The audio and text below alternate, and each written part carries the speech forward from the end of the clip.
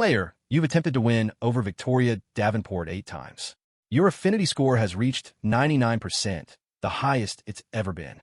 The probability of success on the next attempt is extremely high. Are you certain you want to risk changing your objective for the 9th attempt? Hearing the system's voice, Ethan Carter thought back on the last 8 attempts. No matter what identity he took, Victoria always recognized him. The first time, he died saving her in an earthquake. Back then, she had actually grieved for him. But ever since Victoria discovered he would just be brought back to life to continue pursuing her, she had treated him less and less like a human being. His 7th death was in a mansion fire. She'd ordered him inside to save her beloved Caleb's dog. To this day, Ethan couldn't bring himself to recall the agony of burning to death. He closed his eyes, his voice raspy. I'm sure. System. Understood. A new objective will be assigned upon your 9th rebirth. When Ethan was summoned to the lake, a crowd of wealthy heirs and socialites had already gathered to watch the show. I'm telling you, Victoria Davenport has some kind of magic. The simps just line up. These guys would die just for a glance from her. What about that guy, Frank? Died in that fire 6 months ago. Now Ethan Carter's picked up right where he left off. This Ethan guy is even more pathetic than the last 7. He actually got on his knees and begged just to have dinner with her once. In the 4 years he'd been trying to win over Victoria, Ethan had grown used to the whispers. At first, they were humiliating, painful. Now, there was only numbness. Ethan pushed through the crowd and stood before Victoria. She was comforting Caleb Hayes, her voice full of concern. When her eyes fell on Ethan, they turned cold. It's been half an hour. What took you so long? Is anything more important than my word? Ethan wiped the blood from his palm, carefully explaining. The hospital is far from here. I drove as fast as I could. I even crashed my... Victoria didn't even have the patience to let him finish. Enough with the excuses. A watch Caleb's mother bought for him fell into the lake. Go get it. The weather was so cold, a thin sheet of ice had formed on the lake surface. Just standing on the shore in a down jacket, his feet ached from the chill. Ethan remembered the time he drowned, and his face went pale. It's freezing. My fever still hasn't broken. I could die if I go in that water. What model is the watch? I could buy a new one for Mr. Hayes, would that be okay? Hearing this, Caleb frowned. But it was a gift from my mother. Victoria took his hand, her heart aching for him. She glared at Ethan. Are you going or not? If you don't, you can forget about ever seeing me again. She wasn't bluffing. During his 3rd attempt, she had demanded he give all his design work to Caleb. He had refused. She hadn't let him see her for months. When the 6-month objective period ended, his affinity score was negative. That time, Ethan died in a car crash, impaled by steel rebar, his organs hemorrhaging. He'd clung to life for a full day. It was his most painful death. Ethan was terrified. His face was ashen as he grabbed Victoria's hand. I'll go right now. Just don't shut me out.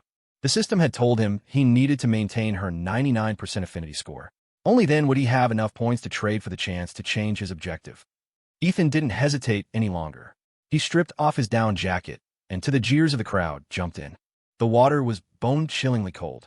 Right before he blacked out, Ethan thought he heard an urgent female voice calling his name. It wasn't Victoria's.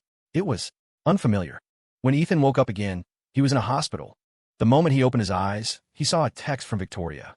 Since you're awake, come home and cook for Caleb. He's craving your homemade gnocchi, lobster bisque, and those spicy shrimp tacos. Victoria had never accepted Ethan's confession of love, but she lived with him. She called the place they shared home. He preferred to call it cage. Exhausted to his core, Ethan called her. His voice was strained. I went into a frozen lake with a high fever to get a watch. I feel awful. If I don't rest, I'm going to die. Victoria was dismissive. You've already died 7 times. What's the big deal if you die again? At worst, you'll just come back in a new body and keep chasing me, right? But Victoria, the pain is real. I'm sick of it. You deserve it. Ethan, you should have expected this the day you came to me as part of some system mission and lied about your feelings. Don't look for excuses to be lazy. I'm coming to get you now. Victoria had always been a tyrant, never leaving him any room to negotiate. She hung up as soon as she was done talking. Ethan held the phone, a heavy pressure in his chest. System, can you start the 9th attempt early? He was done with Victoria, done with groveling for her affection without a shred of dignity. It was too painful. System, I'm sorry, player. That is not possible. Please hold on for another 10 days. Ethan used to feel that time passed too quickly. He wished it would slow down just a little, so he would have more time to win Victoria over and not have to face death so soon. But now it was only 10 days, and it felt longer than his entire life. An hour later, Victoria finally showed up. She had actually been right outside the room. After he collapsed and was rushed to the hospital, she had stayed by his side. It was only when she noticed he was about to wake up that she left, not wanting him to think she cared. He was just treating her as an objective. Why should she give him her real heart? Victoria looked at Ethan with a sneer. Your eyes are so swollen. Been crying? Upset that I made you get the watch for Caleb?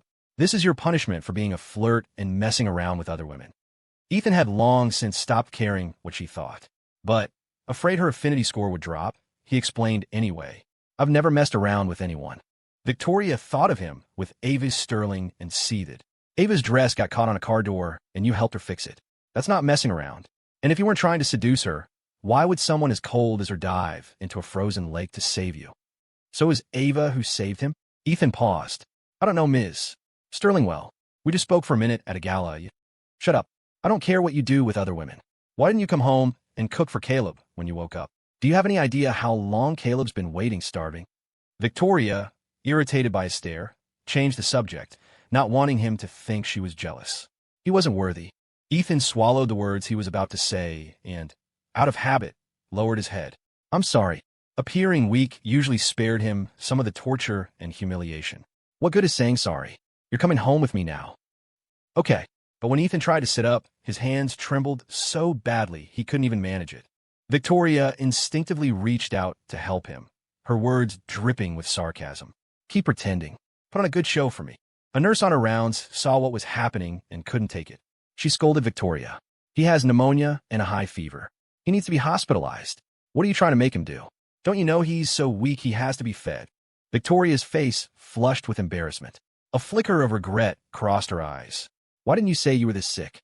I thought you were just playing the victim again. Ethan responded numbly. I'm sorry. It's my fault.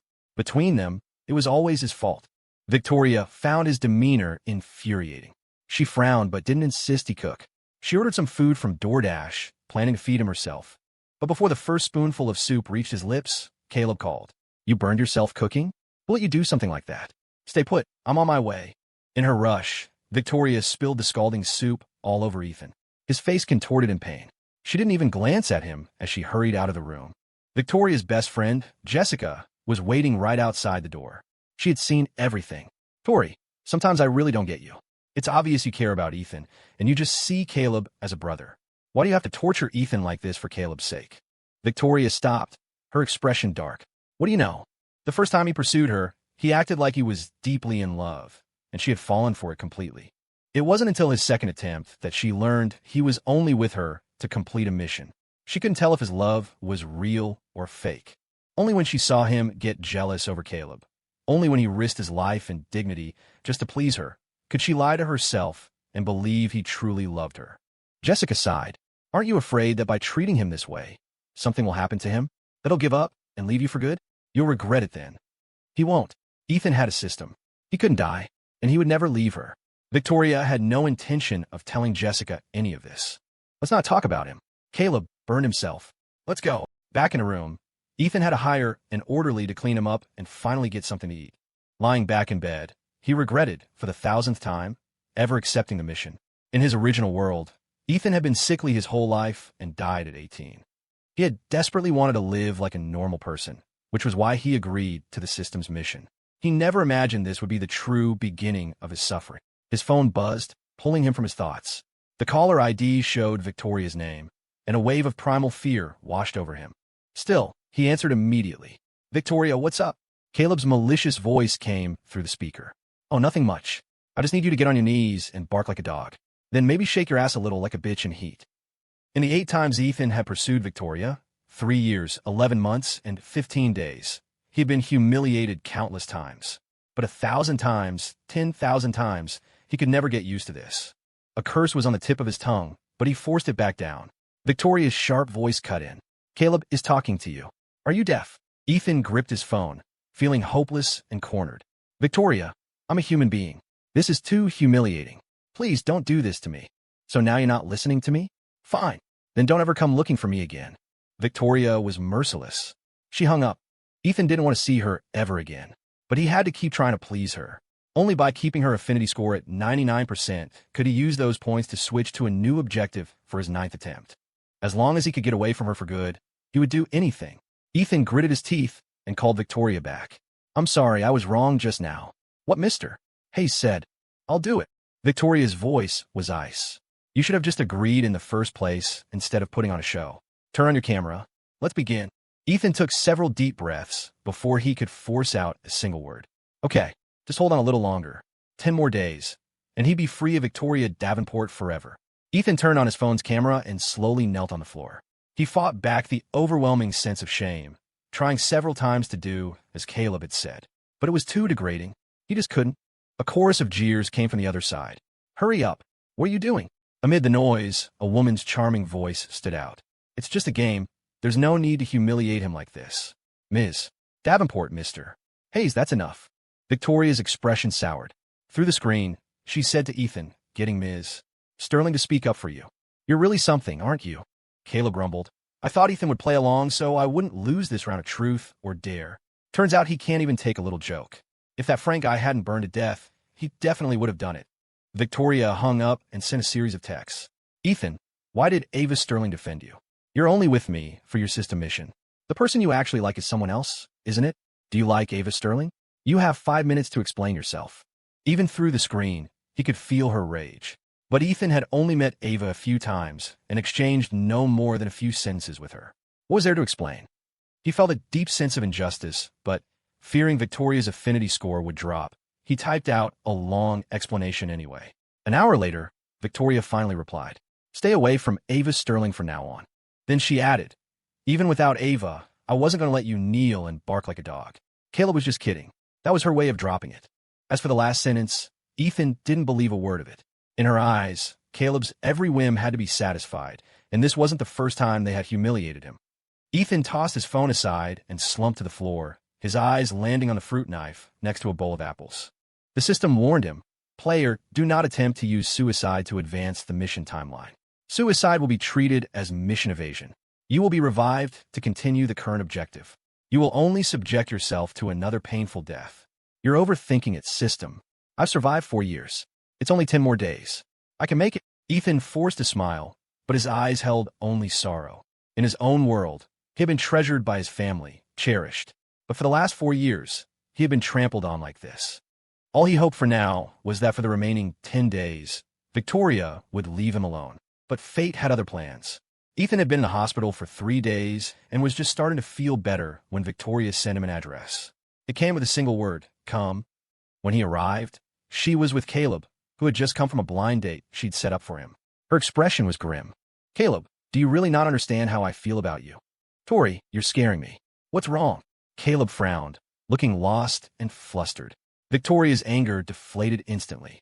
Okay, I won't push you. Caleb, don't look like that. It breaks my heart. They embraced tightly. Ethan stood nearby, watching. He used to feel heartbroken, but now he just felt numb and tired. Victoria rattled off a list of the blind date's flaws, saw Caleb into his car, and then turned to a dazed Ethan. Why aren't you jealous? Why aren't you angry? Her tone was sharp. Ethan blinked. What?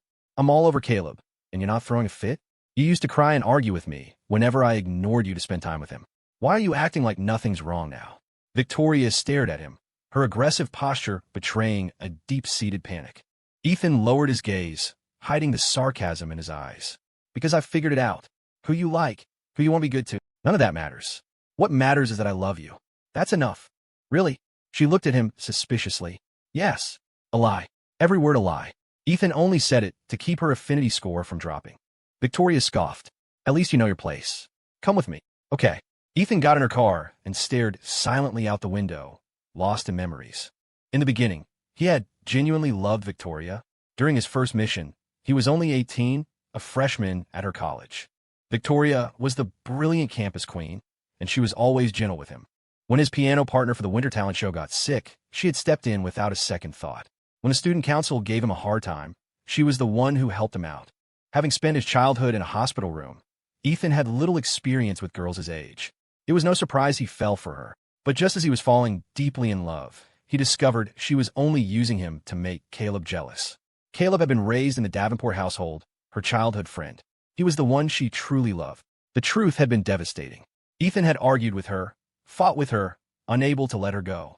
But after 4 years of torture and 7 deaths, Whatever love he had for Victoria had curdled into nothing but hatred and pain. Thank God he would be free soon. The car stopped in front of a high-end private club. Victoria went to her usual suite.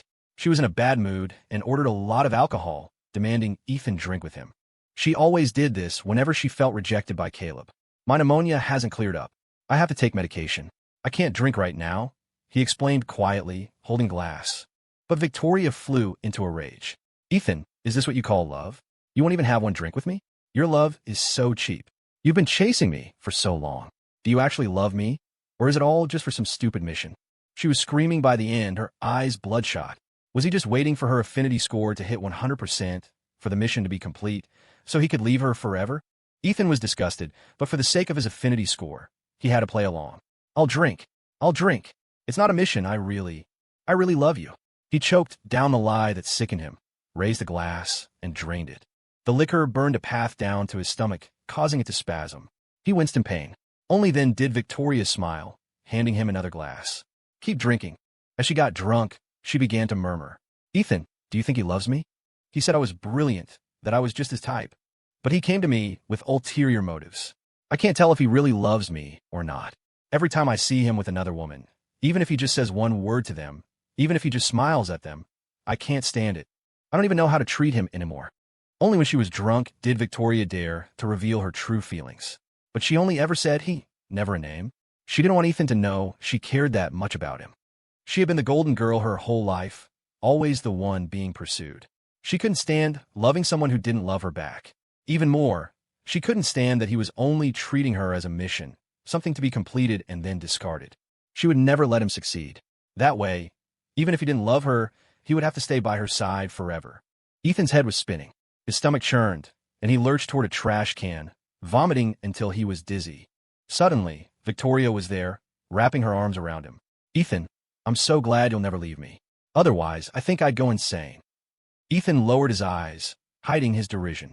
Who said he wouldn't leave? It was only because her affinity score was too low in the previous 7 attempts that he didn't have enough points to switch objectives. That was the only reason he couldn't leave. Victoria didn't hold him for long. Caleb called. Caleb, you want to eat something Ethan cooked? I'll bring him right over. Just moments ago, she had been drunk and heartbroken over Caleb's blind date. Now, she was cheerful again. She made Ethan drink some detox tea and then told him to shower and change. Caleb hates the smell of alcohol. Get yourself cleaned up so you don't ruin his appetite. She shoved him so hard he stumbled, nearly tumbling down the stairs. He gripped the railing tightly, his heart pounding with fear. If you had pushed any harder, I would have fallen. I could have been killed. Victoria was startled too, but she refused to back down. A normal person would die. You can't. ####. Why are you dragging your feet? In her world, his death was the most trivial of matters, less important than her crush's dinner. Ethan felt a pang of sorrow for his past self. I hope I die soon too. Then I can finally be free of you. Don't try to scare me with that talk. You told me yourself when you were drunk that I'm your objective. Even if you die, you have to come back and find me. Victoria was stung by his words. She leaned forward, pointing to the locket around her neck. And you see this? No matter what you look like, this and I will always recognize you. The locket swayed gently. As it neared Ethan, it emitted a soft, warm glow, illuminating his pale face. Truth be told, during Ethan's first attempt, Victoria had been pretty good to him. His affinity score reached 95%. He was on the verge of success when he died saving her in an earthquake. During his second attempt, she got him drunk and asked, "Are you Cole?" Cole was the name he'd used the first time. He had wanted to deny it. But Victoria, with tears in her eyes, said, "You don't look like him, and you have no connection to his friends or family." But my family's heirloom locket lit up. I knew you were back. If it's really you, please, just tell me the truth. You have no idea, but after Cole died, I had nightmares every single night. Ethan had loved her so much back then. He didn't want to see her sad, so he admitted everything.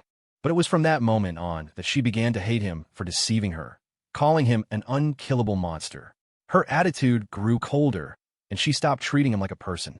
Remembering all this, Ethan's chest ached.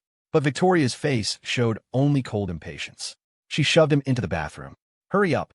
Once he was ready, she roughly bundled him into the car and drove off. When they arrived at the villa, Ethan had no time to rest.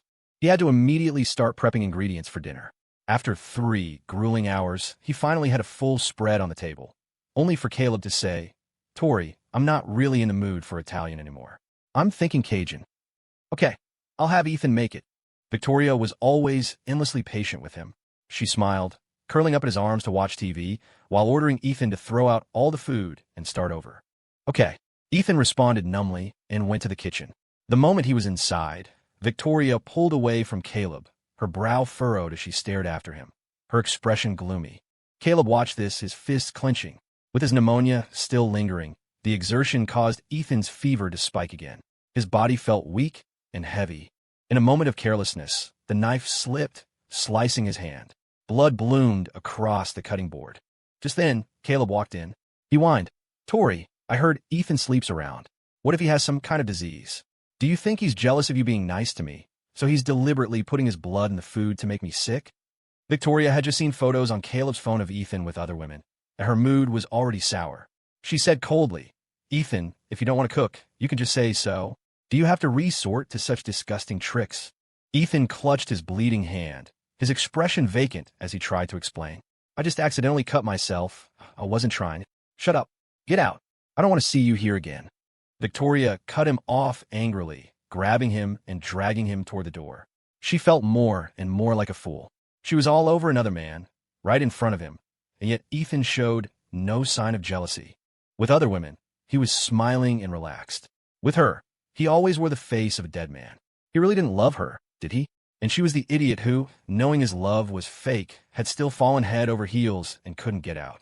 Ethan, weak from his illness, stumbled and fell, twisting his ankle. But Victoria didn't even look back. She slammed the door in his face. It was snowing heavily outside. The pristine white flakes turned to dirty slush the moment they hit the ground.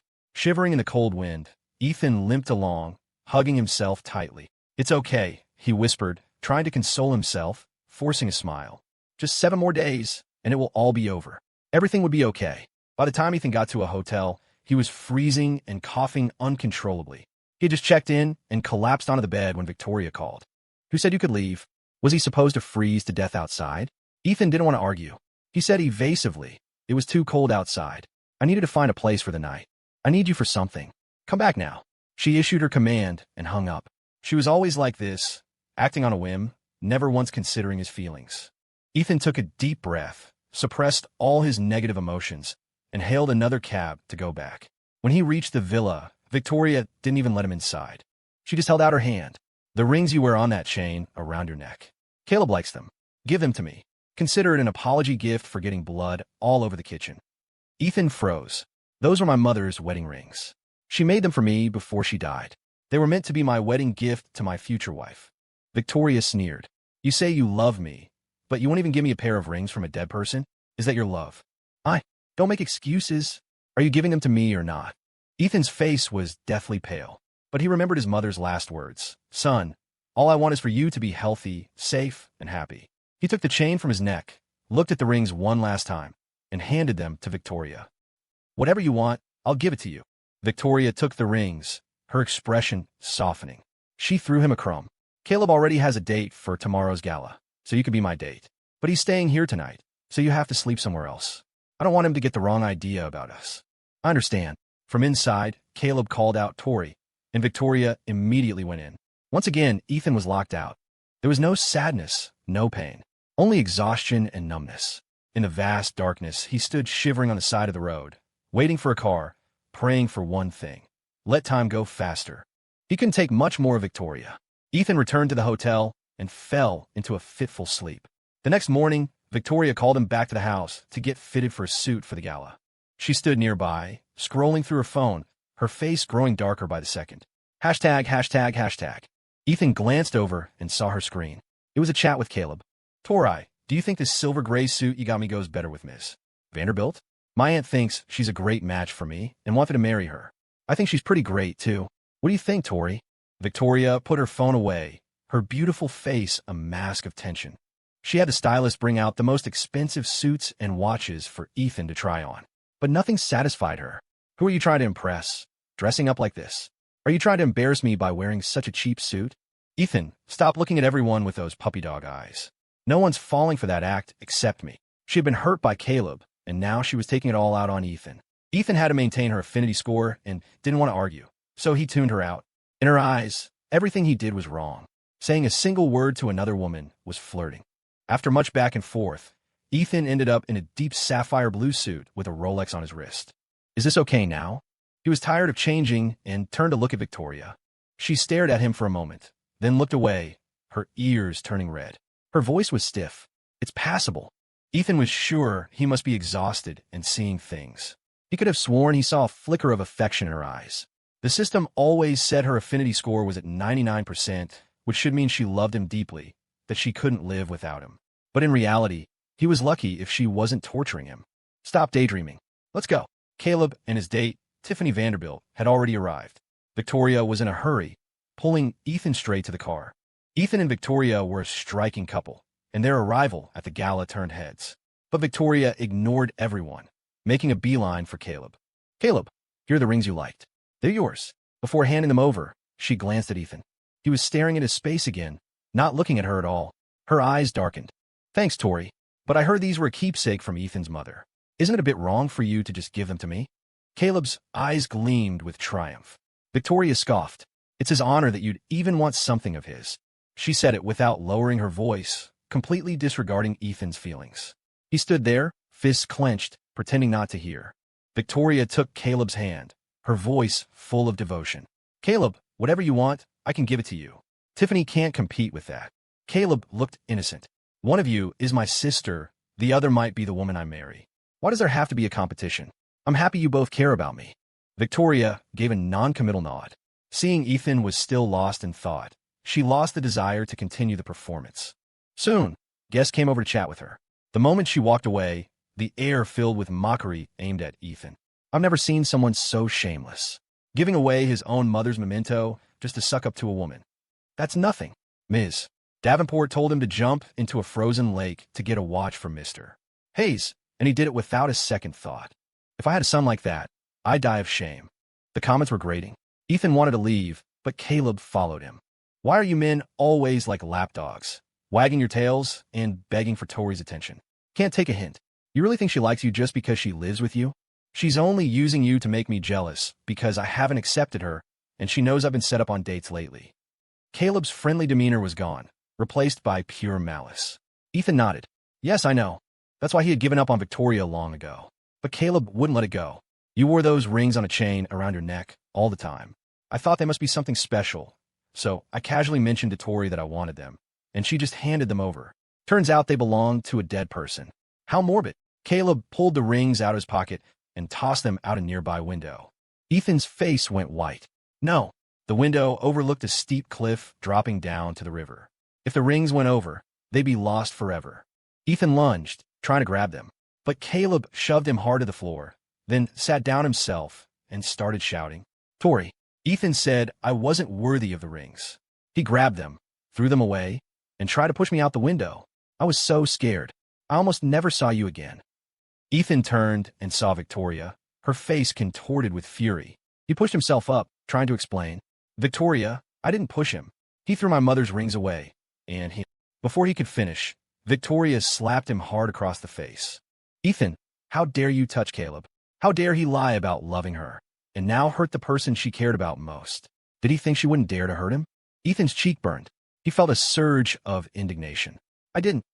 Still lying? Victoria slapped him again. Ethan clutched his swollen face, suppressing a torrent of rage. His expression was desolate. Victoria, you're only doing this because you know I used to love you. Victoria's face grew even colder. You don't have a right to say you love me. The word sounds filthy coming from your mouth. You say you love me, but you're secretly trying to find Ava Sterling's contact information. Do you really think she'd ever be interested in you? Ethan finally broke. I was only looking for her number to thank her for saving my life. He was telling the truth, but Victoria didn't believe him. She walked over to Caleb and helped him up, her voice laced with concern. Don't be scared, Caleb. I'm here. I'll make Ethan pay. It's okay, Tori. He just yelled at me a little, threw the rings, and pushed me down. Caleb leaned against her, his eyes red as if he'd suffered a terrible injustice. You're just too kind and innocent. That's why people like him take advantage of you. Victoria supported Caleb as she walked back to Ethan, her face livid. You better pray Caleb is okay. With that, she left in a hurry. As Caleb passed by, he shot Ethan a triumphant smirk. The other guests pointed and whispered, shamelessly clinging to Ms. Davenport is one thing, but being this vicious and hurting Mr. Hayes. Hashtag, hashtag, hashtag. Despicable and vile. No wonder Ms. Davenport wants nothing to do with him. He's handsome, but his heart is so ugly. Before Ethan could even get a word in to defend himself, he was thrown out of the Davenport estate. The estate was on a mountainside, all private property. An Uber or Lyft couldn't even get through the main gate without an invitation from the family. Dressed in a thin suit and leather shoes, Ethan started walking down the winding road, the biting wind cutting through him. His feet were raw and bleeding by the time he neared the bottom of the mountain when a car came speeding straight for him. Through the window, Ethan saw several large men inside. A sense of dread washed over him, and he instinctively turned to run. But a man can't outrun a car. The car caught up. Someone jumped out. A sharp blow to the back of his head, a cry of pain, and then darkness. When he woke up, it was the next morning. He was on the floor of a private room, surrounded by 6 or 7 menacing men. Standing in front of them was Caleb. "Mr. Hayes, he's awake," one of them called out. Caleb walked over, grabbed Ethan by the hair, and punched him in the face. "Damn it, I don't know what kind of spell you've cast on Tori. All those other simps before you, I just had to say the word and Tori would send them to their deaths. But you attacked me at the gala yesterday, and when I told her to get rid of you, she actually refused." The punch left a fiery sting on Ethan's face. He looked at Caleb, unsurprised. It was what he expected. Fear and anger churned inside him, and he struggled to keep his voice steady. "You don't have to be in such a hurry to get rid of me, Mr. Hayes. In a few days, I'll be gone. You and Victoria will never see me again." Another punch landed. Caleb gritted his teeth. "You think I'm an idiot? Tori says jump in a frozen lake in the middle of winter, and you jump. A lapdog like you would never leave on your own." He gave a signal to the other men. "Take good care of this pretty boy. I want to see if Tori still wants him after she sees a video of him with a bunch of guys, after she finds out he's just a little bitch." Caleb turned and left. He could have just had them beat Ethan, even cripple or kill him. But he didn't. Instead, he sicked a group of men on him. This wasn't just revenge. It was a calculated act of humiliation meant to shatter every last piece of Ethan's pride as a man. Ethan seethed with hatred. He tried to make a break for it as Caleb was leaving, but a kick sent him sprawling to the floor. He landed hard, his teeth cutting into his lip, the taste of blood filling his mouth. He couldn't even get up. Someone grabbed him by the hair, forcing his head up. "You're Ethan, right? Don't say we're not fair." "Mr. Hayes said you can make 3 calls to Ms. Davenport. She's in the room right next door. If you can get her to come save you, we won't touch you today." The beefy man in charge shoved a phone into Ethan's hand. "Call." Ethan looked at the pre-dialed number. The pain throbbing through his body sharpened his mind. Forget the unpredictable Victoria. Calling the police was the safer bet. When the men weren't looking, he quickly dialed 911. But before the call could connect, they noticed. "Motherfucker, this pretty boy is trying to be clever." A flurry of kicks and punches rained down on him. The pain was so intense it felt like his body was being torn apart. He curled into a ball on the floor, begging for mercy. "Stop, please. I won't do it again." The phone was thrust back into his hand. Ethan wiped the blood from his mouth and sat up, calling Victoria. The first time, no answer. The second time, still nothing. By the third call, several of the men were already unbuckling their pants. Ethan had endured countless torments in his pursuit of Victoria, but the prospect of being assaulted by a group of men sent him into a spiral of despair. "Pick up. Victoria, please, I'm begging you, pick up the phone." Maybe his prayers worked. Victoria finally answered. "What is it?" "Victoria, help me. I'm in the room next to yours. Some guys kidnapped me. They're going to rape me." "Don't be ridiculous, Ethan. If they kidnapped you, how are you calling me? Besides, you're a grown man. Who would want to assault you? You could at least come up with a believable lie." "I'm not lying, it's true. If you don't believe me, just come to the room next door and see for yourself." Victoria listened, not a hint of alarm in her voice. She actually laughed. Her tone was gentler than usual. "Okay, I get it. You found out I was going to ask Caleb to be my boyfriend today, and now you're jealous and acting out, right?" "No, I'm not. Please, Victoria, just 3 minutes, that's all I need." Victoria cut him off. "Stop making a scene, Ethan. You embarrassed Caleb at the gala yesterday, and now you're trying to ruin his birthday party? It's fine to be jealous, but you need to know your limits." The phone was on speaker. Everyone could hear. The men closed in, pinning Ethan's arms and legs. The phone was thrown to the side. Rip. His clothes were torn. Ethan had never felt such hopelessness. He shouted in fury, "Get off me. Don't touch me. Victoria, please, save me." The line was still open. He could hear Victoria's voice, laced with amusement. You're a pretty good actor. If you were a woman, I might have actually believed you.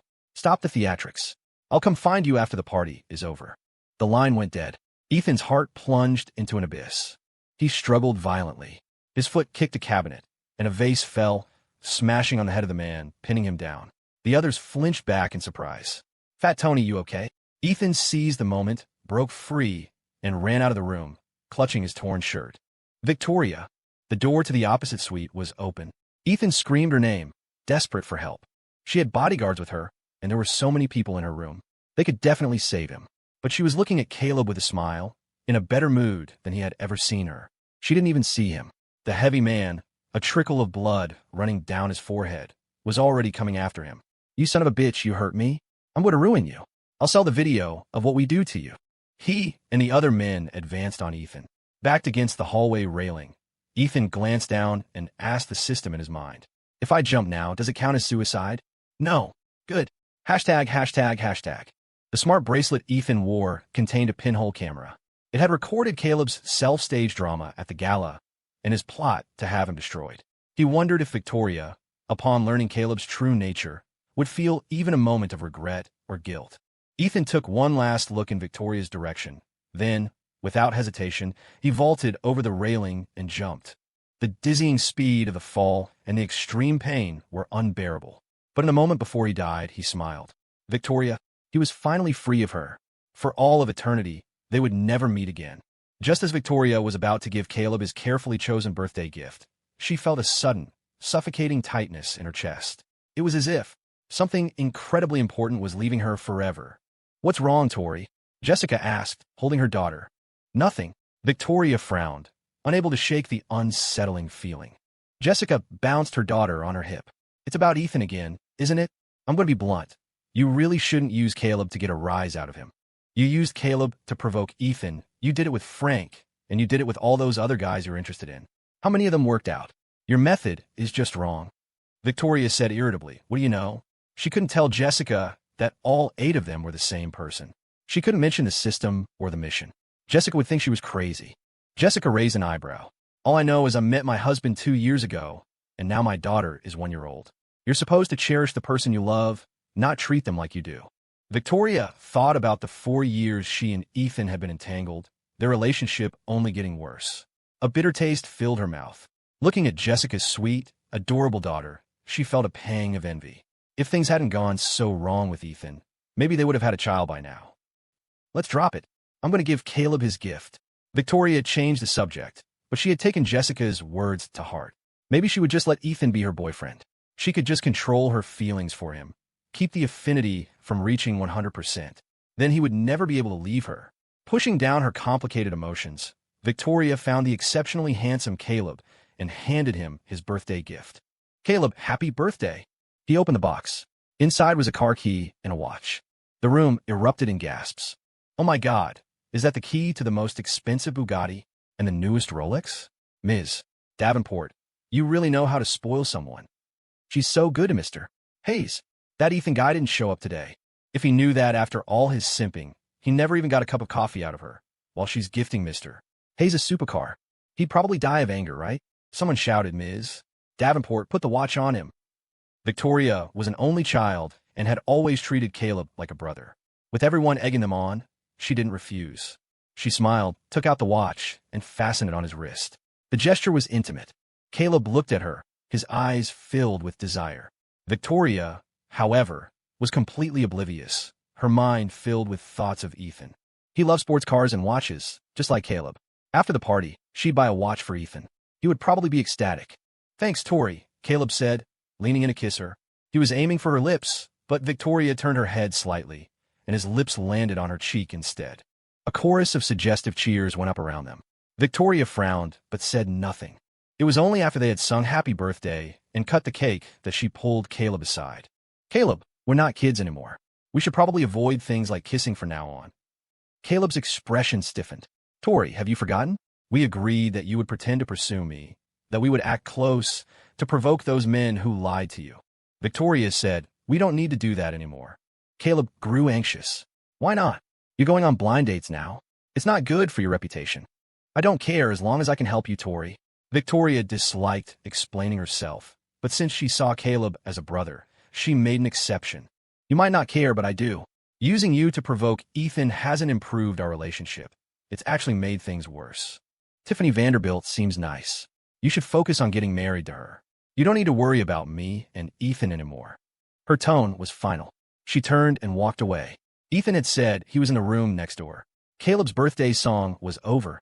It was time for her to see him. She would tell him that Caleb had rejected her confession and that she would allow him to be her boyfriend. But first, he would have to apologize to Caleb for what happened at the gala. Caleb watched her leave, his hand tightening around his wine glass until it nearly shattered. Tori, why can't you ever see me? Good thing that idiot Ethan jumped off the building and died. From now on, you'll only have me. Completely unaware of his thoughts, Victoria walked out and went to the suite next door. The room was full of people. A group of them were police officers. Another group, a bunch of rough-looking men, were being held on the floor. There was blood on the carpet. Seeing the scene, Victoria remembered Ethan's desperate call for help. A knot of anxiety tightened in her stomach. Her face turned pale. Where's Ethan? What happened here? A young officer in charge didn't answer directly. How do you know Ethan Carter was here? What is your relationship with him? Relationship? Victoria had lived with Ethan for half a year. But publicly, he was just a suitor. She had never even acknowledged him as her boyfriend. Victoria was at a loss for words. The young officer frowned. If there's no relationship, then please don't ask. We can't disclose details of his case. This is an active crime scene, please. He was cut off when his superior slapped him on the back of the head. Don't be rude. Step aside. The superior turned to Victoria. My apologies, Ms. Davenport. He's new. He doesn't recognize you. He gave a brief summary. About half an hour ago, these men on the floor had a personal dispute with Ethan Carter. They kidnapped Mr. Carter and attempted to sexually assault him. He managed to break free and, in a panic, jumped from the building to his death. Once they saw he was dead and things had gotten serious, these 6 men turned themselves in. A group of men kidnapping and attempting to rape another man. The story was so bizarre. Even the police officer found it hard to believe as he said it. But the exclusive club valued privacy, and there were no cameras in hallways. This was the version of events they had pieced together from the perpetrator's confessions and the forensic evidence on Ethan's body. Victoria went to see the body. After a fall from the 10th floor, it was so mangled it was unrecognizable. This wasn't the first time she had witnessed his death, but her heart still clenched with a painful tightness. For a man to face something like that right before dying, how humiliating. Caleb, suppressing his excitement, took her arm. Let's go, Tori. It was just bad luck that Ethan ran into something so rare. It's no one's fault. Victoria's voice was laced with anguish. But I could have saved him. Ethan had called her for help, but she had assumed he was just putting on a show. When he died, she had been less than 100 feet away, and while his clothes were being torn, while he was being degraded by a group of men, she had been laughing. Jessica patted her shoulder. He's gone now. Ethan loved you so much, he wouldn't want you to be sad. Caleb added pointedly, That's right, Tori. It just means you and Ethan weren't meant to be. Your true soulmate is someone else. Yes. Let's go. Victoria took one last deep look at Ethan's body, exhaled, and pulled herself out of her grief and guilt. He was almost assaulted by a group of men. It was better that he died. Otherwise, if they had done things to him, she wouldn't have been able to accept it psychologically. Besides, Ethan wasn't really dead. He would be reborn and come find her again. Next time he called for help, she would go to him immediately. Victoria and her friends left the police station. Jessica asked with concern, Tori, do you want to go home and rest? No. Today is Caleb's birthday. I can't ruin it for him, Victoria said without a second thought. Jessica's expression was complicated. You seem to care about Ethan a lot, but now that he's dead, you're acting like this. Tori, sometimes I think you're cold-blooded. Victoria didn't bother to explain. She just got in the car. She was the only one in the world who knew that Ethan would come back to her. Caleb hung back for a moment and glanced at his phone. There was a single new message. Ethan Carter's smart bracelet has been destroyed. Caleb's eyebrows shot up. He let out a long sigh of relief and deleted the message. When Victoria returned to the party, everyone had already heard the news of Ethan's death. The gossip was rampant. I wonder if Ethan knows that Ms. Davenport is still partying even after he died? He'd probably cry his eyes out. Ms. Davenport never liked him anyway. He was just delusional, chasing after her. He got what he deserved. Victoria had heard people talk down about Ethan many times before. She paid it no mind. Caleb wrapped an arm around her waist laughing and chatting with people. Victoria held her wine glass, not hearing a word, her eyes constantly scanning the crowd. Maybe Ethan had already been reborn. Maybe he was here somewhere. She wondered what he would look like this time. "Are you looking for someone, Tori?" Caleb asked, a hint of jealousy in his voice when he noticed her attention wasn't on him at all. "No," Victoria replied absently, her eyes still sweeping the room. She was usually aloof and didn't interact much with people. But tonight, whenever someone called out Ms. Davenport, she would immediately turn. Yet when she realized the locket around her neck wasn't glowing and that none of these people resembled Ethan in the slightest, she grew irritable. In the past, after Ethan died, he would be back by her side in less than half a day. What was different this time? Was it because he had called for help and she had ignored him? Was he hurt? Fine. When she saw him this time, she was going to teach him a lesson. The moment that thought crossed her mind, the locket around her neck began to glow. Her gloomy mood vanished. She turned around, excited. Walking toward her from behind was a handsome, unfamiliar man. For the next 3 days, Victoria accepted every party invitation she received. She answered every call from an unknown number. "But I hear Ms. Davenport is very interested in the future of AI. That's my field." "Ms. Davenport, you graduated from Columbia, right? My son did too. That makes him your junior. He's always admired you. For the West River Project, what does Ms. Davenport think of our company?" There were people trying to curry favor, people seeking partnerships, people trying to sell their sons off. There were even scam calls. But there was no Ethan. When Victoria first heard of his death, when she saw his body, she had been unconcerned. But 3 days had passed, and Ethan still hadn't come to find her. The panic in her heart grew, and now she was truly desperate. Victoria went to Ethan's favorite jazz bar, the riverbank where he loved to walk when he was sad, the barbecue joint he loved, the basketball court where he blew off steam. She searched for a month. Every time she saw someone who bore a slight resemblance to Ethan, she would run after them. "Ethan!" They would turn, revealing unfamiliar faces, all with the same confused expression. "Who are you? You must have the wrong person." Caleb had been following Victoria this whole time, and he was nearly consumed with jealousy. At a welcome party hosted by the Sterling family, he finally couldn't hold it in anymore. "Tori, what's wrong with you? Ethan is dead. He's not with you anymore, but I will always be by your side." He pulled Victoria into his arms, but she pushed him away. "You don't understand. Stop talking nonsense. Everyone else might leave her, but Ethan never would." Jessica gently tried to reason with her. "Tori, Ethan really is gone. Are you under too much stress? Maybe you should see a therapist." "I don't need to.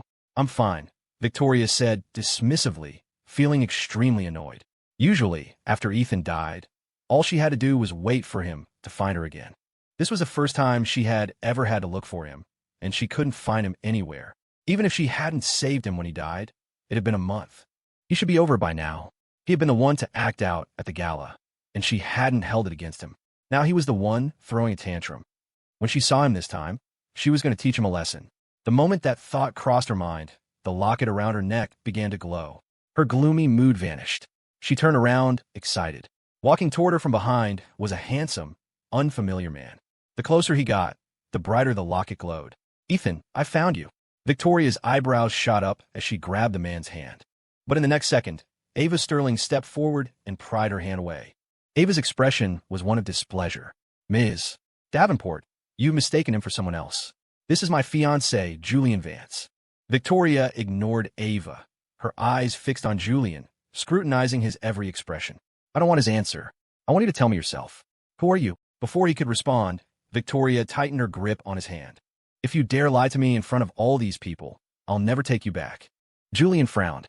"Everyone knows Ethan Carter is dead. How could I be him?" "Ms. Davenport, if you're having a mental breakdown, go see a doctor. Don't have it here." The undisguised disgust and hatred in his eyes sent a wave of panic through Victoria. Ethan used to look at her with such devotion, and later with sadness. But he had never looked at her like this. Could it be she really had the wrong person? In the moment Victoria faltered, Julian pulled his hand away. Ava stared at her, her face impassive. "I'll let it go this time. But if you make the same mistake again, Ms.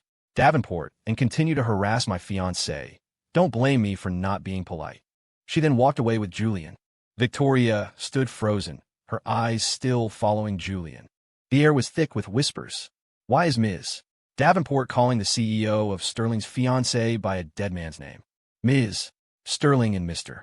Vance are being very gracious not to make a scene. Ms. Davenport has been grabbing people and calling them Ethan for a while now. He's dead. Do you think she's lost her mind from grief? Could be. Better stay away from someone so unstable. Caleb put an arm around Victoria's waist, his voice a mixture of anger and jealousy. Tori, Ethan is dead. What are you doing? But Victoria paid him no attention. She shook him off, got a glass of wine from a passing waiter, and headed toward Julian. She had to find out if the locket was wrong, or if he was lying. Ethan, or Julian, as he should be called now, couldn't believe it. He had just publicly insulted Victoria, and here she was again. I made a mistake earlier. This one's on me, Mr. Vance, as an apology. Victoria raised her glass to him. Julian didn't even bother with pretense. I'm allergic to alcohol. He had never been one to suffer in silence. The only reason he had been so submissive with her before was because of the system's mission. Now, he didn't have to put up with it anymore. I'll drink. You don't have to, Victoria said, downing her glass in one gulp, her eyes locked on him. There's something I'd like to discuss with you privately, Mr. Vance. Could I have a moment of your time? No. Julian's refusal was instant. Without the system forcing him, just the sight of Victoria was irritating. He had no desire to pretend. He turned to leave. Victoria quickly moved to block his path. Mr. Vance. Before she could finish, Julian called out to Ava across the room. Ava, honey, come here. Victoria Davenport won't stop harassing me. I'm a gentleman. I don't want to be rude to a lady. His voice was loud enough to turn every head in the room. Ava practically ran over. She shielded Julian behind her, her face a cold mask as she addressed Victoria. You are not welcome here. Please leave now. Victoria had never been so humiliated in her life. Her face flushed a deep red. She wanted to say something more, but security was already approaching, looking ready to escort her out. Victoria shot Julian one last glare and left, her face dark with fury. Caleb jogged after her, calling her name. After the party, Julian and Ava left together. Back at their penthouse, he asked her, Are you upset that I shouted for you like that at the party? It might have seemed undignified. After all, in their world, appearances were everything. But Ava said, Victoria was harassing you, not the other way around. If anyone was embarrassed, it was her. You were just protecting yourself. Men need to protect themselves out there, too. She sent him several files on his phone. I've picked out 2 bodyguards for you. Here are their profiles. They can handle things you'd rather not. He trusted her judgment. Ava, why are you so good to me? He didn't even look at the files. He wrapped his arms around her from behind, nuzzling his head against her neck. Ava's hands froze, unsure where to put them. Her ears turned red, but she answered seriously, Because you're my fiancé. Julian scooped her up in his arms. You get cold so easily. Don't walk around barefoot.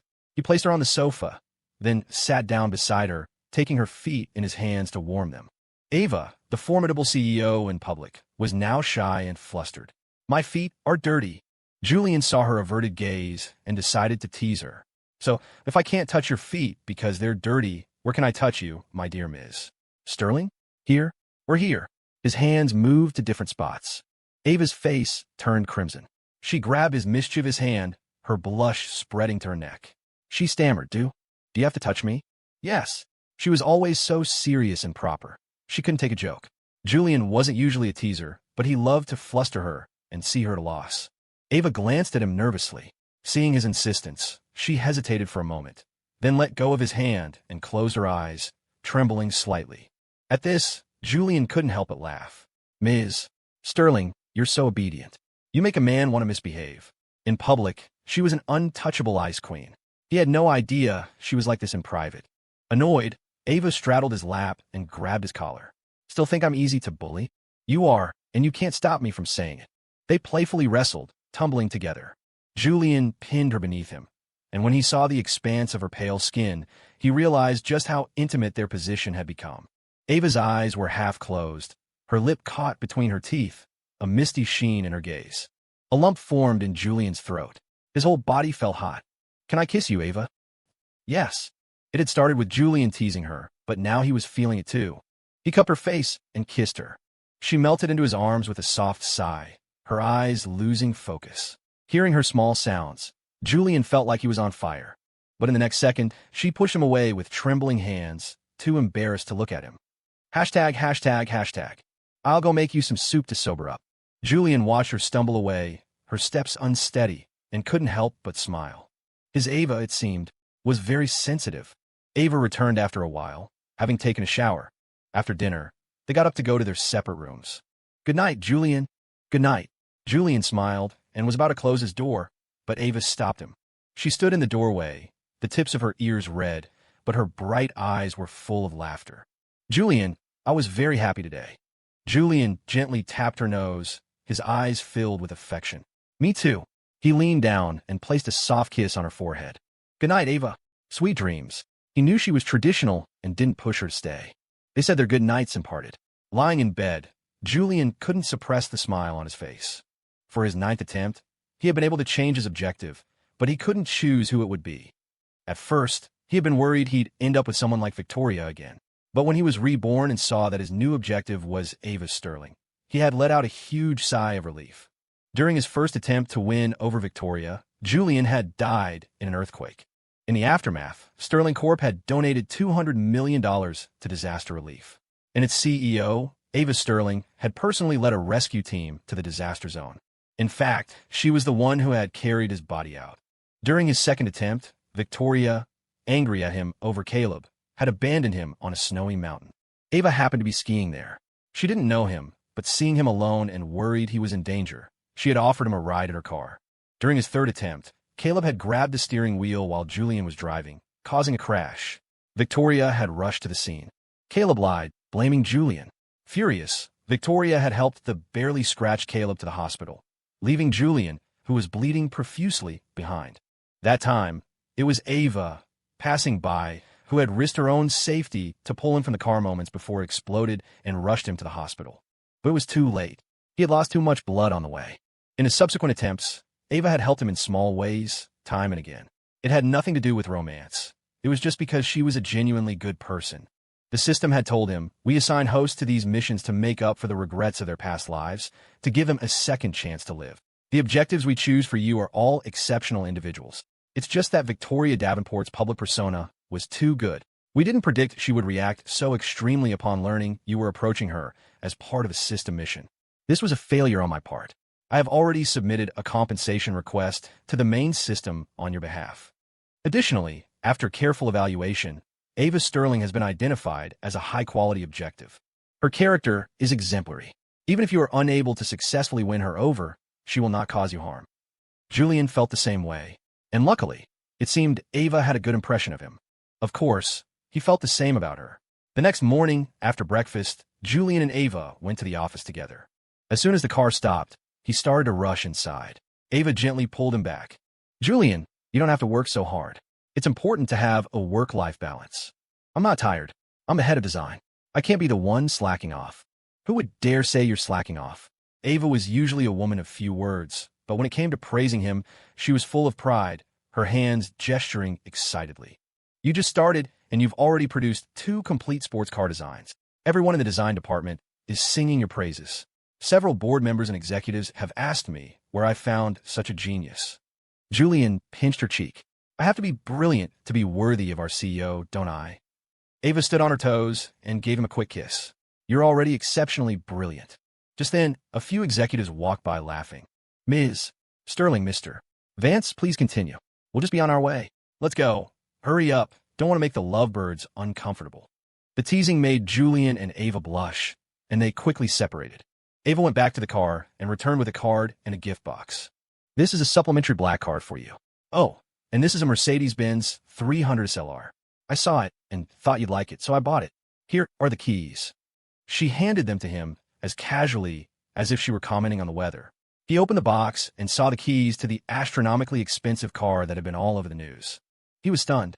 Isn't this too much?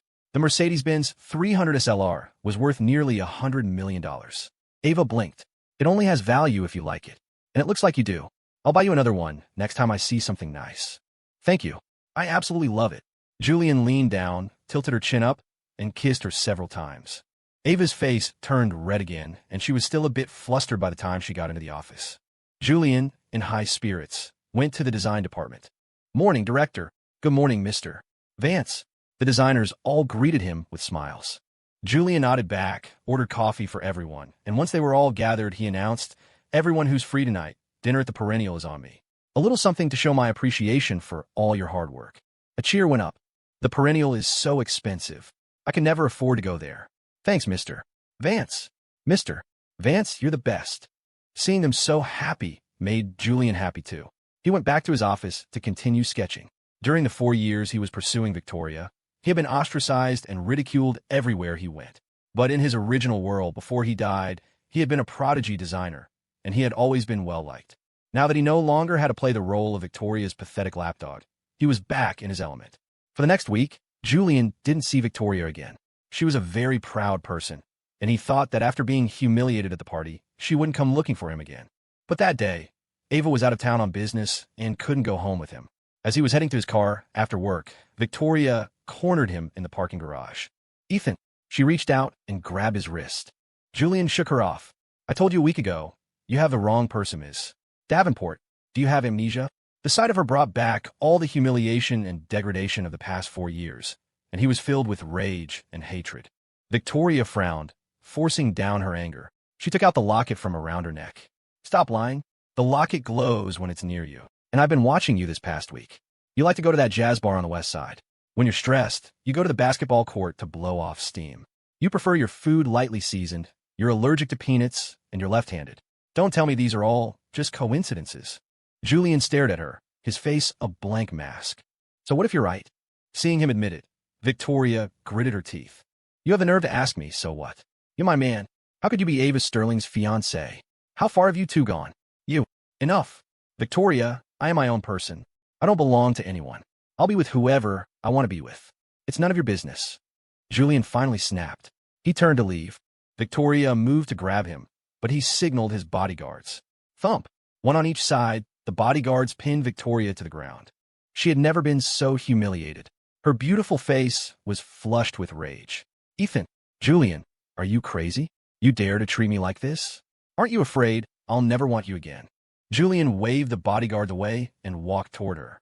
He looked down at her coldly. "Too bad for you. I changed my objective this time. Your threats don't work on me anymore." Victoria scoffed. "I don't believe you. If you could have switched, you would have done a long time ago. The only reason you didn't come find me this time and got engaged to Ava is to play hard to get. Be careful you don't take it too far. Believe what you want. Just stop harassing me, or you'll regret it." She was too self-absorbed. Julian couldn't be bothered with her. He turned and got his car. The car sped off, leaving Victoria in a cloud of exhaust fumes. In the past 4 years, Victoria had never seen him act this way. She was starting to panic. Could it be true what he said? Had he really changed his objective this time? The thought had barely formed before she pushed it down. "Just like I thought, if Julian could have changed his objective, he would have done it ages ago. He's just saying that to scare me. Each mission period is 6 months.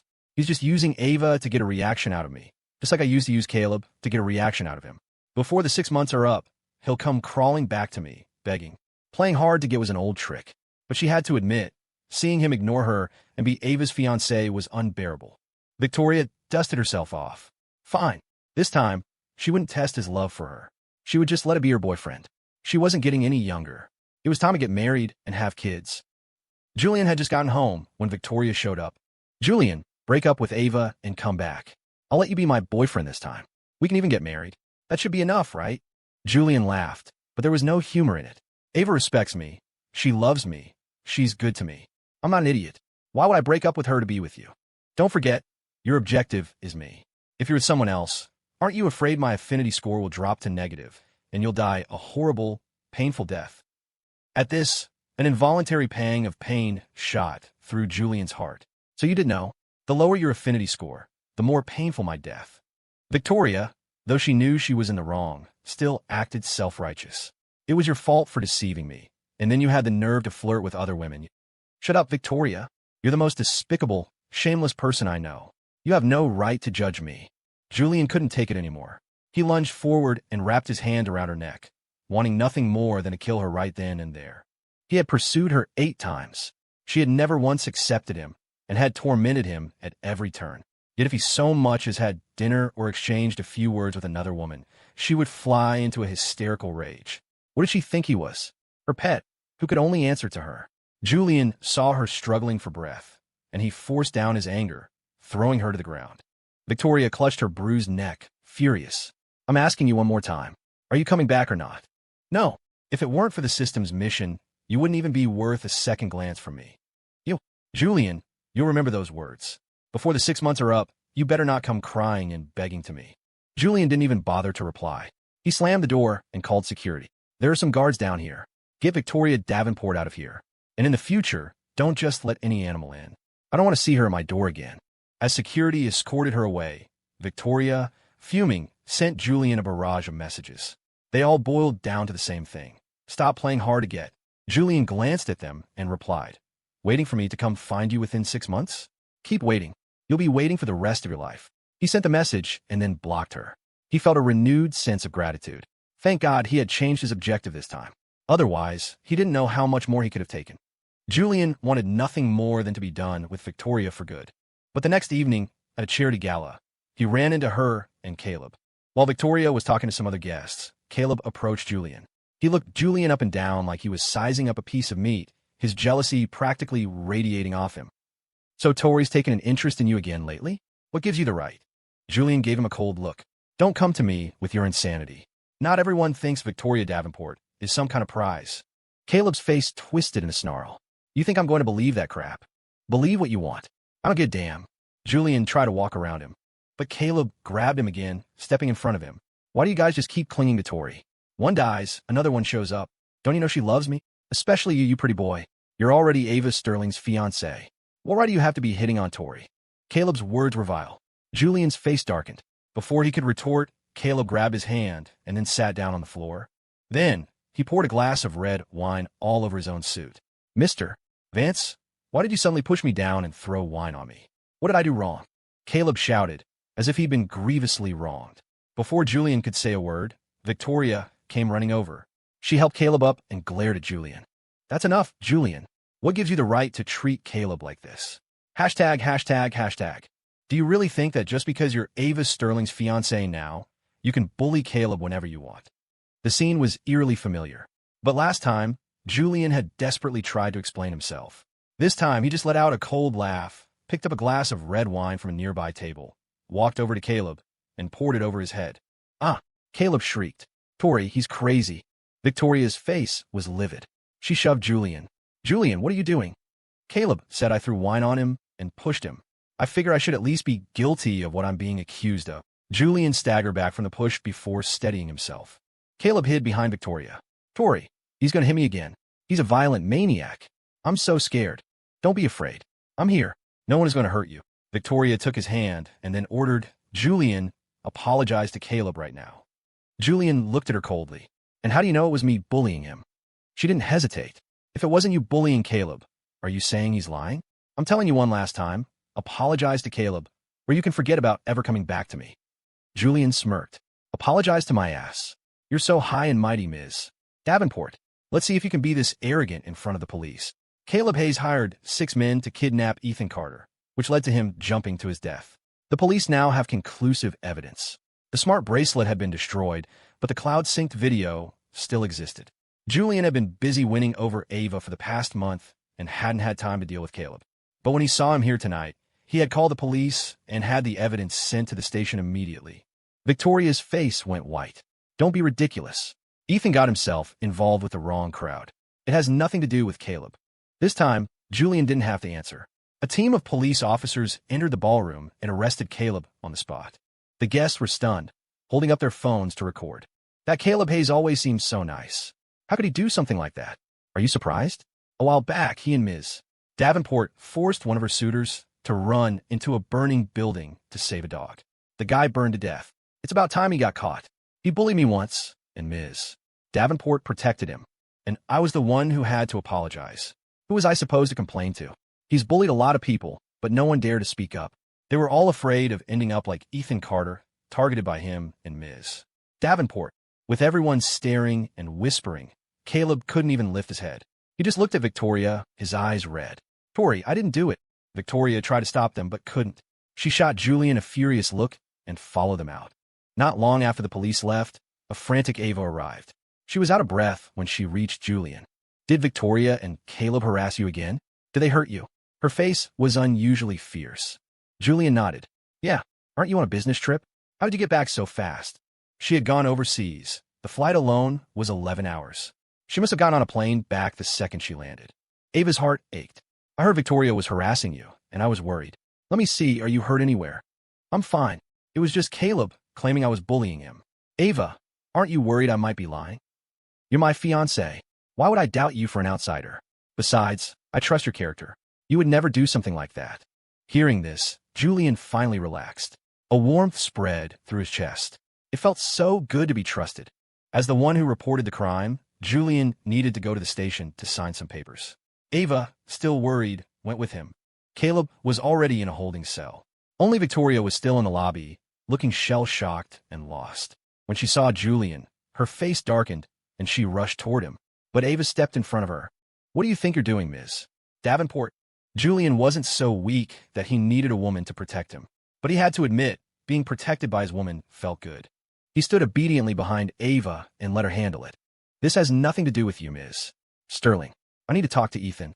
Julian, get out of my way. Victoria tried to push past her but couldn't. She shouted at Julian, Julian, I didn't know Caleb hired those men. But he only did it because Ethan was always bullying him. He was just trying to teach him a small lesson. Caleb was wrong, but he doesn't deserve to go to jail. Why did you call the police on him? You. Even now, she still thought Caleb was innocent. Julian was furious. He didn't care if it was wrong for a man to hit a woman. He wanted to hit her. But before he could, and before Victoria could finish, Ava slapped her hard across the face. You've made a habit of bullying my fiancé, haven't you? Ava, you don't even know what happened. Stay out of this. Victoria wiped the blood from her lip and raised her hand to strike back. Julian stepped forward, grabbed her arm, and pushed her away. Seeing him protecting someone else, Victoria looked at him with a mixture of disbelief and pain. But Julian didn't even glance at her. He just stood by Ava's side. Ava took another step forward and slapped Victoria again. I don't care how you treated other people in the past, but you're not going to bully my fiancé in front of me. Do you think I'm just a decoration? The scene descended into chaos. The two women didn't get to fight, however, as they were separated by the police. Julian had no desire to deal with Victoria. He signed the papers, took Ava's hand, and left. Julian, wait. I didn't say you could go. Victoria chased after them, but was blocked by his bodyguards. Julian got in the car without a single look back. Ava rolled down the window, her gaze icy. We need your permission to leave? Victoria, do you really think you're an empress? I'm not done with you for what you did to Julian. Don't waste your breath on her, Julian told the driver. Let's go. If Victoria were capable of reason, he wouldn't have suffered for the past 4 years. The car pulled away. Ava took his hand, her voice soft but firm. Don't worry, Julian. I'm not going to let her get away with this. ####. Julian hesitated. What if Victoria finds you and tells you a lot of not so great things about me? Will you still protect me like this? He was terrified Victoria would tell Ava about the system, about the mission. He was afraid she would think his intentions were impure, that she would hate him. But Ava was unfazed. If I were to doubt you and treat you poorly just because of a few words from someone else, then I wouldn't deserve to be your fiancé. Thank you, Ava. Julian hugged her. There is a lot between me and Victoria. You don't have to get involved this time. I'll handle it myself. Okay. Ava nodded, not pressing for details about their history. Everyone has their secrets. That was normal.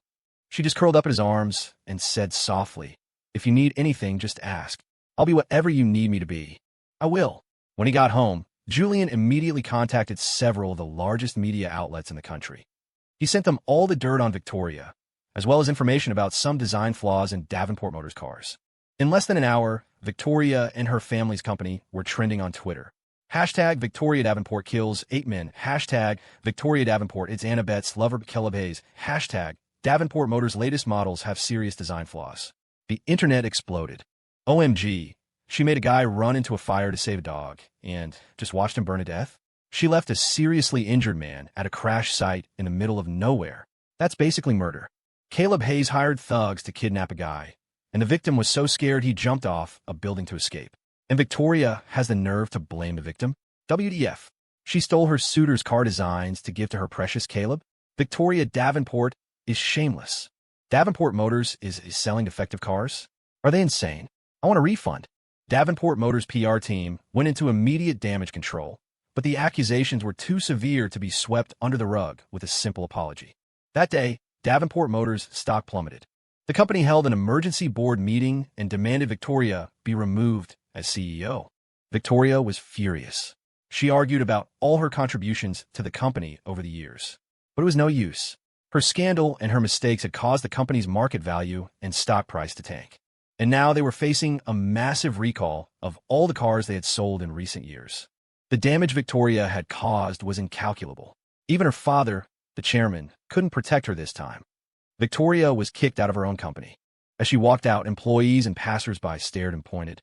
That's her, the one who drove all those men to their deaths. This is so annoying. Christmas is right around the corner. And because of her, none of us are getting our bonuses.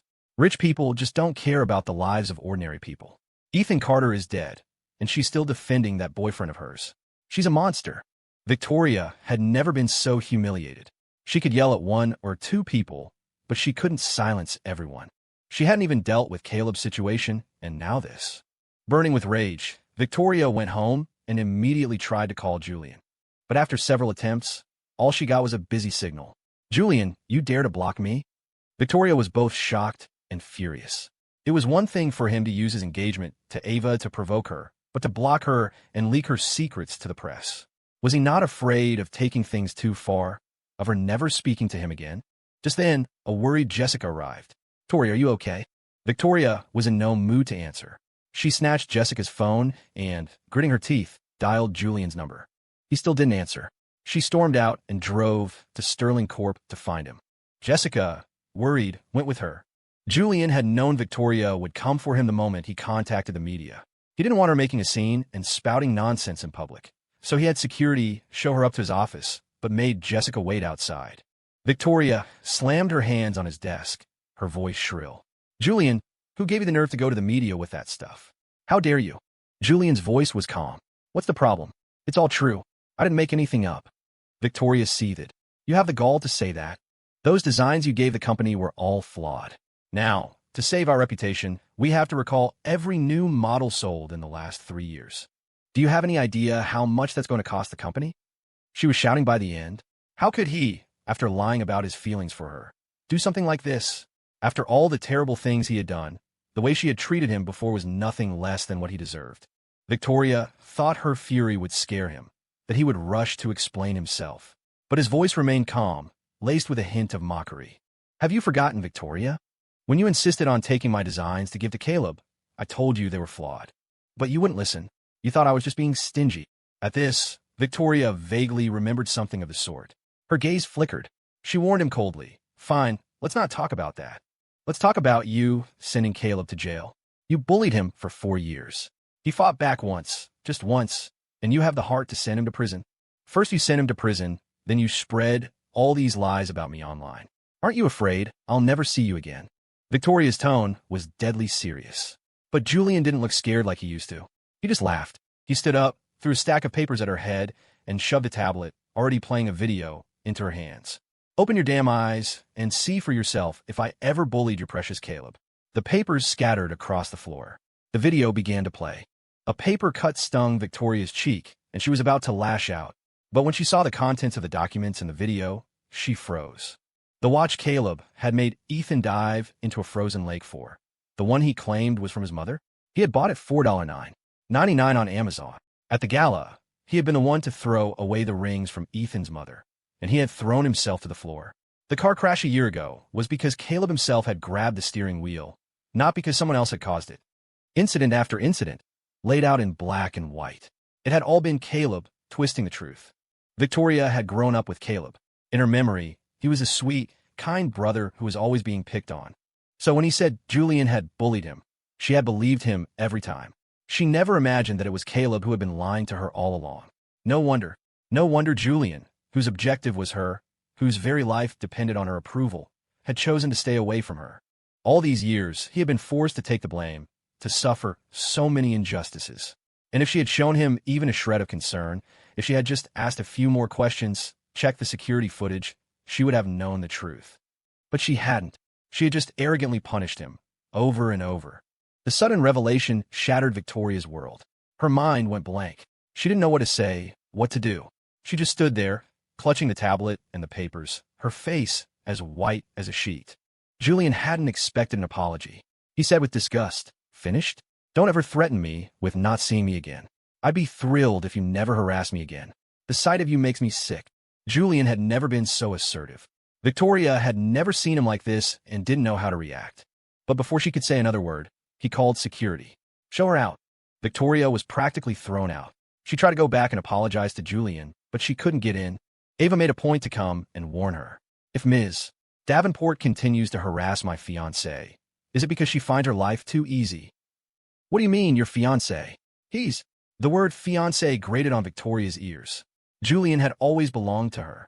If she hadn't been deceived by Caleb, if she hadn't done all those terrible things to him, Ava would never have had a chance with him. But before Victoria could finish, Jessica clamped a hand over her mouth. I'm sorry, Miss Sterling. Tori is just under a lot of stress. Ava frowned. Next time, Ms. Davenport, you should consider the consequences of your actions. She then walked away. Victoria pushed Jessica off. What are you doing? Tori, Mr. Vance has never had anything to do with you. Why do you keep bothering him? To be honest, if I were Ava and someone was harassing my fiancé, I wouldn't let them get away with it either. Victoria couldn't explain everything to her. She just said irritably, well, you know, in less than 5 months, Julian will break up with her and be with me. At that moment, she was immensely grateful that Julian was bound by the system. Otherwise, she was truly afraid he would be so disappointed he would leave her for good. Jessica hesitated. Have you been under a lot of pressure lately? Maybe I can make an appointment for you with a therapist. She was all but calling Victoria crazy. Victoria was furious. She ignored her, got in her car, and drove away. After learning the truth about the past 4 years, she wanted to apologize to Julian, the true victim, but she couldn't find him. But she could see Caleb, the culprit. Victoria was a whirlwind of shock, anger, guilt, and regret. The intense emotions felt like they would burst from her chest. If she didn't do something, she felt like she would explode. Caleb's case hadn't gone to trial yet, and he hadn't been transferred to a long-term facility. Technically, only his lawyer could see him. But Victoria didn't care. She pulled some strings. She went to the detention center and saw him through the glass. Tori, are you here to get me out? Caleb's eyes were swollen from crying. They lit up when he saw her. Victoria's voice was filled with disgust. Don't call me that. It makes me sick. Caleb, have I not been good to you all these years? Why did you lie to me, treat me like an idiot? Tori, what are you talking about? Stop acting. I know everything you did. Victoria presented the evidence, her voice cold and measured. The Vanderbilts have called off your engagement, and the Davenport family will announce that we are cutting all ties with you. Also, the penthouse, the cars. Everything I ever gave you will be taken back. And don't expect to get a good lawyer this time. You're going to rot in prison. And when you get out, I won't be done with you. Victoria couldn't stand being deceived. She had struggled to accept that Julian had approached her as part of a mission and had hated him for it. Now, learning what Caleb had done, she wanted to kill him. With every word she spoke, the color drained from Caleb's face. By the end, he was so scared he could barely breathe, his whole body trembling. Tori, you can't do this to me. I only did it because I love you so much. You love me, so you lie to me? You love me, so you go on blind dates? I had no choice. I was raised by your family. If I tried to date you, your parents would have hated me. Besides, you don't love me. I would have had nothing to fall back on. In the past, if Caleb's eyes had even reddened slightly, Victoria's heart would have ached. Now, as he sobbed, tears and snot running down his face, all she felt was disgust. She cut him off, her face livid. Stop making excuses. I can't believe I never saw how selfish and hypocritical you are. You wanted everything, and now you'll have nothing. Your reputation, your rich fiancé, your wealth. It's all gone. When you get out of prison, you'll be destitute. And don't think you'll have an easy time inside either. Victoria finished her tirade, turned, and walked away.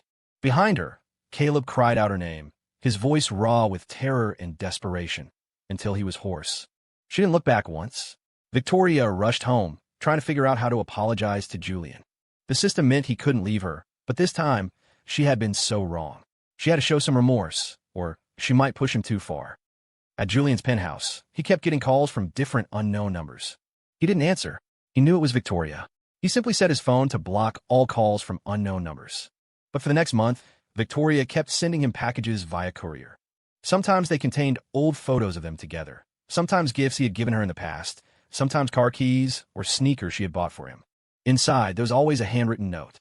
I was wrong about what happened before. I regret it. Come back. I'm willing to marry you, have children with you, and build a real life together. I got back the watches you liked that I gave to Caleb. I'm sorry. I shouldn't have punished you like that. The memory of what I did to you has become my nightmare. I never told you this, but I have always loved you. I was just hurt and angry because I felt like you deceived me by approaching me for a sister mission. I was never in love with Caleb. I was just using him to make you jealous. It was clear Victoria was genuinely remorseful, that she truly understood her mistakes. Otherwise, she never would have humbled herself like this. Julian unblocked her number and called her. "You're willing to forgive me? I'll come pick you up right now." Victoria's voice was filled with excitement. "Victoria, I'm only calling to tell you this. It's over between us. I'm Ava's fiancé now, and I'm going to marry her." Victoria's voice was frantic. "You're still angry. You're just saying that to hurt me, right? Your objective is me." Julian's patience snapped. "Not anymore. Please stop harassing me, or you'll regret it." She was no longer the CEO of Davenport Motors. She had been disinherited, and her reputation was in tatters. If she would just let it go, he was willing to consider them even. But Victoria had never been one to give up easily. "You can't just change your objective. You must be saying that out of anger. I'll show you how sincere I am. I didn't know how to love someone before. From now on, just tell me what to do, and I'll change." "Okay." Her voice was practically begging. Victoria was always like this, trapped in her own world, completely oblivious to how others felt. Julian had no desire to argue with her. He just hung up. In 4 months, even if he did nothing, she would realize he had truly changed his objective. But after that phone call, Victoria started following him everywhere, even trying to approach Ava with her nonsense. Julian's patience was completely gone. He called out the system. "System, you said the compensation from the main system has come through, and I can have one wish granted, right?" "That is correct, player." "Then bind Victoria Davenport to a new mission. Make her pursue the youngest son of the Harrison family, and make sure that in each of her lives, she's from a poor background, but always give her a beautiful face." The youngest Harrison heir was short, ugly, and overweight, but he had a thing for beautiful women, a violent streak, and a wandering eye. Winning him over would be an agonizing ordeal. Julian thought it was time for Victoria to get a taste of the suffering he had endured for the past 4 years. Then she would understand that he could never, ever forgive her. The system repeated his request, then asked, "Player, do you confirm this wish?" Julian, "Confirm. Submit." Just as he finished, Ava pushed the door open. "What's made you so happy?" she asked, surprised. Julian smiled. "Just thinking about what a wonderful fiancé I have makes me happy." It was true. The more horrible Victoria acted, the more grateful he was to have met someone as good as Ava. Ava hugged him, her eyes crinkling with a smile. "A friend of mine is back in the country, and there's a welcome party for him tonight. Will you come with me?" "Of course." Julian went to the walk-in closet to pick out something to wear. He chose a black suit, but as he was about to change, Ava stopped him. He looked at her, confused. She bit her lip. "I don't have a black dress." Julian, surprised at first, then burst out laughing. "Are you trying to wear matching outfits with me, Miss Sterling?" His laughter made her ears turn red. She hugged him, burying her face in his chest in a rare moment of coyness. "Can we? I would be honored." Julian ended up choosing a deep navy suit, and he and Ava went to the party together. Their friends teased them good-naturedly. "Look at Ava, in love for the first time. It's a miracle. Haha. I've never seen Ava wear matching outfits with anyone before. Our girl is staking her claim, making sure everyone knows her man is taken." Ava didn't deny it. She just smiled and pulled Julian closer. After teasing her, her friends all greeted Julian, complimenting him on his looks and his car designs. Ava's friends were like her, tactful and respectful. And because Ava treated Julian with such respect and affection, her friends were incredibly welcoming to him. Julian quickly fit in, even exchanging contact information with several of them. Halfway through the party, fireworks started to go off outside. The colorful explosions burst right at the level of their floor, creating a beautiful, dreamlike scene. Everyone gathered by the floor-to-ceiling windows with their drinks to watch. Julian was mesmerized, not noticing that he had been subtly pushed to the very front of the group. It wasn't until the fireworks ended and the sky filled with balloons printed with his and Ava's picture, along with the words, "Will you marry me?" that he realized something was happening. Just then, a fleet of drones assembled in the sky, forming a giant image of a woman kneeling and proposing to a man with a ring. Next to the image, words appeared, "Julian Vance, will you marry me?" At the same moment, Ava dropped to one knee, holding out a stunning, brilliant diamond ring. She looked up at him, her eyes full of love and obvious nervousness. "Julian, will you marry me?" Their families had already arranged their engagement. Julian had been planning to propose to Ava himself, but this bold young woman had beaten him to it. He smiled down at her, pulled at her feet, and then knelt down himself, taking the ring and sliding it on her finger. "Yes." Amid the cheers of their friends, Julian pulled her into a tight embrace and kissed her. Ava was so happy she drank quite a bit. By the time they were ready to leave, she was unsteady on her feet. Julian sighed softly, knelt down in front of her, and took off her high heels. He held her shoes in one hand, scooped her up in the other, said goodbye to their friends, and carried her down to the car. Even after they got home, Julian still felt like he was floating. He kept turning to look at her. She kept holding him tight. No words were needed. Their eyes met, and the love between them was a tangible thing, filling the space around them. Julian carried Ava upstairs and into the bathroom. Ava, the housekeeper, is on vacation for the holidays. I can't help you wash up. You go ahead and shower. I'll wait right outside. Call me if you need anything. The feeling of her soft body in his arms was intoxicating. His cheeks were flushed, but he restrained himself, not looking where he shouldn't, not doing what he shouldn't. She had been so good to him. He would respect her. But as Julian was about to close the door, Ava grabbed his arm. Her voice was sweet and intoxicating. Julian, stay with me. You're drunk. I'm perfectly sober. Ava gave him no chance to refuse. She wrapped her arms around his neck and kissed him. They stumbled into the bathroom. The shower was accidentally turned on, and water rained down on them, soaking their clothes. Julian was on the edge, the veins on the back of his hands bulging. But he stopped and asked her one more time. Ava, are you sure? Yes. A lump formed in Julian's throat. He let go of all his reservations. Julian, Julian, she murmured over and over. For the first time, Julian discovered that the shy, reserved, elegant Ava Sterling could also be so bold and uninhibited, crying out his name. In the midst of their passion, the system's voice echoed in his mind. Ding. Congratulations, player. Objective successfully completed. System is now disengaging. We wish you a lifetime of peace and happiness. Epilogue. Victoria had always believed that even though she had been wrong, the system would allow her to win Julian back, until she was bound by the system herself. Her objective was Chase Harrison. Everyone knew Chase Harrison was a violent, abusive, cheating trust fund brat who got off on torturing women. The very idea of pursuing someone like him was repulsive to Victoria. She was not like Julian. If she didn't want to do something, no one could force her. Not even the system. She would rather die than complete the objective. But Victoria soon learned her lesson. When Chase harassed her and she fought back, her affinity score with him dropped into the negative. On the very first day, she was bound to the system. The pain from her low score was so intense, she was left writhing on the floor. She went to the hospital, took painkillers, but nothing eased the agony. Unable to bear it, Victoria humbled herself and went to find Chase. But the moment she saw his leering, greasy face, she threw up. She couldn't stand the pain, and she couldn't stand the thought of submitting to Chase. In her extreme suffering, she had no room to even think about Julian. All she wanted was to kill Chase. If he was dead, the mission would be over. But the system did not permit the host to harm the objective, directly or indirectly. With no way out, Victoria chose to kill herself, wanting to end the torment for good. But after she died, she was simply reborn.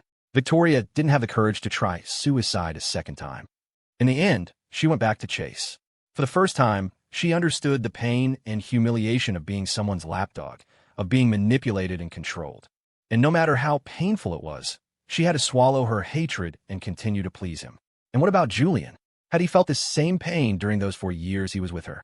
Victoria's heart ached. She regretted how she had treated him. Even when she found out that her forced mission was his doing, she couldn't bring herself to hate him. She had been the one to go too far. On the day Julian and Ava got married, Caleb was sentenced to 13 years in prison. And Victoria, due to her mission failure, was scheduled for her first erasure that same day. Before she died, she went to see Julian one last time. I was wrong about everything. I know that even if I tell you I love you, that it was all a mistake, that I'm sorry. It won't change anything. I will live the rest of my life in regret. I won't bother you anymore. Can you just unbind me from the system? Julian just looked at her, his expression placid. I don't have that power. A single sentence sealed Victoria's fate. For the rest of her days, she would live in the torment of pursuing Chase Harrison until the day he died.